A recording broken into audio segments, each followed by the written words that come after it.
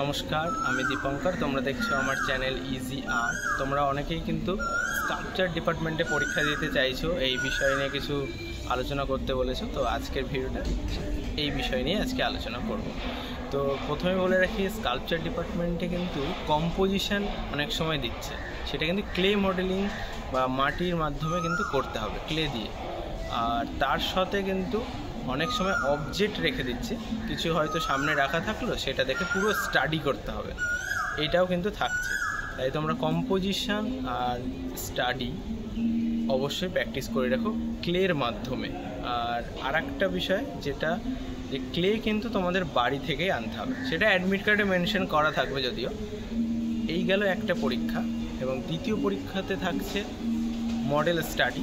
Model study হচ্ছে line ড্রয়িংয়ের মাধ্যমে করতে হবে, তাহলেই হয়ে যাবে। সময় কিন্তু তোমরা দুটো পরীক্ষার ক্ষেত্রে 2-4 ঘন্টা করে পাবে, মাঝখানে ব্রেক টাইমটাও পাবে। আর এরকম আরও ইনফরমেশন পাওয়ার জন্য আমার চ্যানেলটি অবশ্যই সাবস্ক্রাইব করে রেখো। আরও নতুন নতুন ভিডিও আসছে, আগামীতে আরও প্রচুর ভিডিও আসতে চলেছে। তো চ্যানেলের সঙ্গে অবশ্যই থেকো, আর বন্ধুদেরকেও শেয়ার করো যারা আর্ট কলেজে এই বছর এন্ট্রান্স এক্সাম দেবে।